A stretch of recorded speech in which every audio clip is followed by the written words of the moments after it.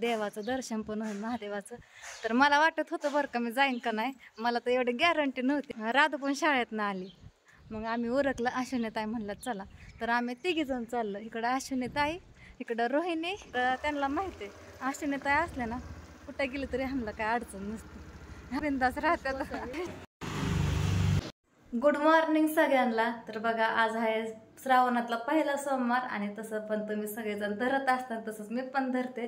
शाळेत होते तेव्हा पण धरते, मला आवडतं पण.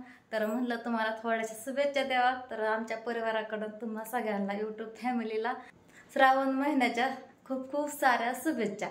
तर बघा ह्यांनी शूटिंगला पण गेलं आणि मी देवपूजाही केली आणि ओमला पण शाळेत सोडून आले.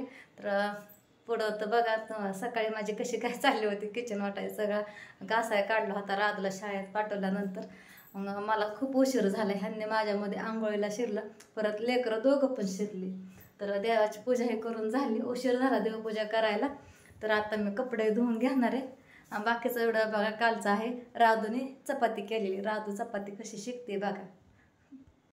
तर बघा शाळेतनं आल्या आल्या लगेच कामाला लागले. पहिली आधी कपडे धुतली, कपडे धुतल्यानंतर फरशा पुसून घेतल्या आणि हे पण सगळं सोप्याचं पुसून घेतलं. खूप खराब झालं होतं, सगळं स्वच्छ करून ठेवलं आहे. आणि आता बघा 12:15 वाजून गेल्यात आणि मॅडमने सांगितलं होतं 12 वाजता न्यायला या. मग फरशा पुसून झाल्यानंतर हे केलं, मी पाणी भरलं, लगेच किचन काढतं हे आवरलं. म्हणलं आता पडदिसनं जावा ओमला आणण्यासाठी. तर अश्विनीताई म्हणलं मी पिल्लूला आणायला चालले, म्हणजे त्यांच्या दादाला. अश्विनीताई म्हणलं मी आणते ओमला येत आहे आता. म्हणलं चालते. इकडं बघा कपडे पण वाळायला टाकले सगळे धुवून. बघा टॉयल तर बघा ओमने सगळ्या मातीत लोळवलं होतं. दुर्गाने ओमने सगळं स्वच्छ केलं. दुर्गा झोपली म्हणून पटापटा काम आवरलं. आणि तुम्हाला तर माहिती आहे पाणी नाही 2-3 दिवस झालं, बोर बिघडलाय 2 दिवस झालं. बाथरूममध्ये सगळी भांडी भरून ठेवले. इकडं पाहू शकता तुम्ही, मी लावलाय जार भरायला, कारण आता पाणी जातं बघा 1च्या पुढं प्यायचं पाणी. म्हणलं जार भरून ठेवा, स्वयंपाकाला म्हणून फिल्टर पण भरावा. आणि देवाची वात आणखीन आहे. सगळं झालंय कट्टा हे आवरून. आधीच सकाळी गॅस घासला होता, आता कस्तरी व्हायला लागले पोटात. म्हणलं लेकरं आल्या पण खात्या. थोडासा नायलन तळलाय. खरं तर शाबूच करायला लागले होते, शाबू आणखीन कच्चा या. शाळेतनं आलं मी भिजायला टाकलाय, सकाळपासून काय टाकलं नव्हतं. झालंय सगळं आवरून. आता ओम पण शाळेमधनं सगळी भांडीही लावून घेतल्यात. आज बघा ओमची शाळा लवकर सुटली, 12 वाजता सोडायची म्हणलं मॅडम शाळा. मग अशी अश्विनीताई म्हणल्या महादेवाला जाऊ आपण. मग घरी कोणीच नाही, राधू येते 12:30 वाजता, बघू म्हणलं, जमलं तर येईन म्हणलं. हा म्हणलं मी बरं का, तर जावं वाटतंय. माझे पण बघा मला पण नाले जावं वाटतं बघा. ह्यांना चला म्हणलं तर ह्यांनी काय येत नाहीत. बघू दुर्गा उठली तोपर्यंत. तर मी पण जाणार आहे अश्विनीताई सांग महादेवाला. दुर्गा झोपली इथं बघा. ओम पण येते, राधू पण येते. आणि मग अशी ताई म्हणलेल्या पोटात कसं तरी राहायला लागले. म्हणलं थांबा मी शाबू करते, तुम्ही लेकरांना घेऊन या म्हणलं. मग तोपर्यंत मग आले, बघितलं तर शाबू काय भिजला नव्हता, फक्त कपडे धुतली आणि लगेच फरशा पुसून घेतला. एवढ्यात का शाबू भिजला नाही, निम्मा अर्धा भिजला, कारण त्याच्यात मध्ये पाणी विना भरपूर ठेवलं होतं, लय वेळ ठेवलं होतं. परत सगळं पाणी काढलं तर निम्मा शाबू भिजला 15-20 मिनटात. पाणी यायला लागलं वाटतं बोरला. आले नळ चालू होता म्हणून कळालं, बोर चालू केला वाटतंय. तर आता टेन्शन गेलं बघा पाण्याचं, लय वाईटा घेत होता. घेतलं पाणी न्यायचं नाही, कपडे धुवायची. चला आता हे ठेवते बरं, कारण फिल्टर मोकळा झालाय. अश्विनीताईला म्हणलं या महागारी, मी तोपर्यंत करते म्हणलं काहीतरी खायला, म्हणून मी नायलन तळलाय. मला तर काय भूक नव्हती. म्हणलं लेकरं पण आल्यावर खात्या, त्यांच्या नाताने मी पण 2-4 घास खाईन. मी पण सकाळपासून काहीच केलं नाही, फक्त चहा पिले बघा. तर घेतलाय नायलन तो ओमला, राधाला पण आवडतं. बघू जाणं होतंय का नाही महादेवाला. जर गेले महादेवाला तर तिथला पण थोडासा ब्लॉग घेईल आणि संध्याकाळी 8 वाजेपर्यंत टाक, जमलं तर बरं का. महादेवाला म्हणलं देवाचं दर्शन पण होईल महादेवाचं. तर मला वाटत होतं बरं का मी जाईन का नाही, मला तर एवढी गॅरंटी नव्हती. पण दुर्गा पण उठली आधीच आणि राधू पण शाळेतनं आली. मग आम्ही उरकलं. अश्विनीताई म्हणलं चला, तर आम्ही तिघीजण चाललो. इकडं अश्विनीताई, इकडं रोहिणी, इथंच राहते बघा ही पण. दुर्गा ना लय भारी खेळते रोहिणीपाशी. तर अश्विनीताईने तांदूळ पण घेतलं.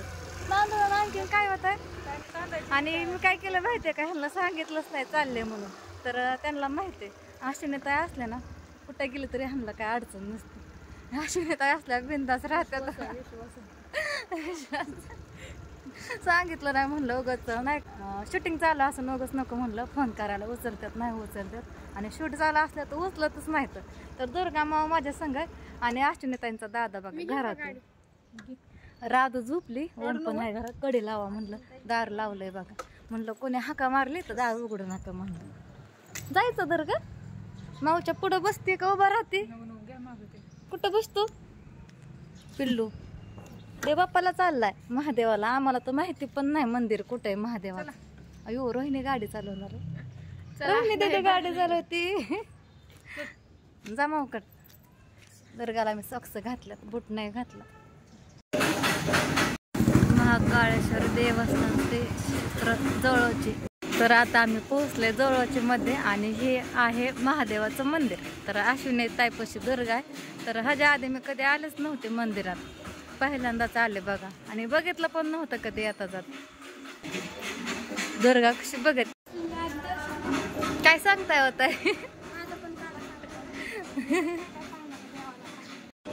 काय असतं, काय सांगतात का?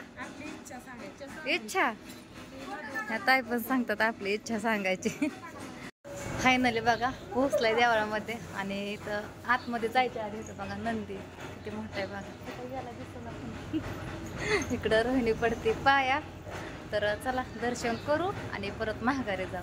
आत नाहीच जाऊन देत का काय माहिती नाही. चला आत गेल्यानंतर पण दाखवू. तर अश्विनी ताई पण पाया पडल्या, रोहिणी पण पडली, मी आणि दुर्गा राहिलंय पाया पडायचं ना. दुर्गा चला आपण पाया पडू. कासव प्रत्येक मंदिरात असतं बघा हे कासव, जिथल्या मंदिरात जाईन तिथं. आता मी बघा दुर्गाला घंटी वाजवायला लावणार आहे. दुर्गा चल माझ्या काकाला बसली ना थोडीशी वर या आणखी. आतमध्ये नाहीत ना जात. महादेवाची पिंड वेगळीच पिंड आहे. फोटो कशी दिसते.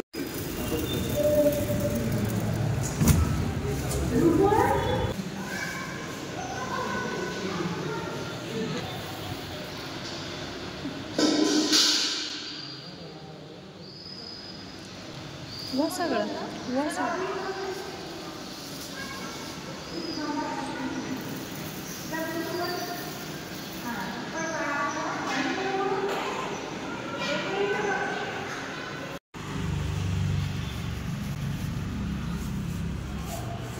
म्हणलं नंदीच्या पाया पडावं दुर्गाला, पण दुर्गा तर पुढे यायलाच तयार नाही. दुर्गा भीतीच आहे. काय का दुर्गा नुसती बघते टुकूमुकू. जाऊ दे तिथं उभा राहा. मी आपण येतं काही लाव देवाचा अंगारा. चला राधा ओम सगळी घरी, दादा जायचं घरी. चला देवाचं दर्शन झालं बघा, आणि मस्त दर्शन झालं, कारण गर्दी पण नव्हती. गर्दी असते संध्याकाळी. आता इथं मंडप पण टाकतात अश्विनीताई म्हणतात, आणि संध्याकाळी भजन असतं. तर आपल्याला काही यायला भेटत नसतं, आमचं भजन घरीच होतं. लेकरं स्वयंपाक पाणी यायला भेटलं तिचं माझं नशीब.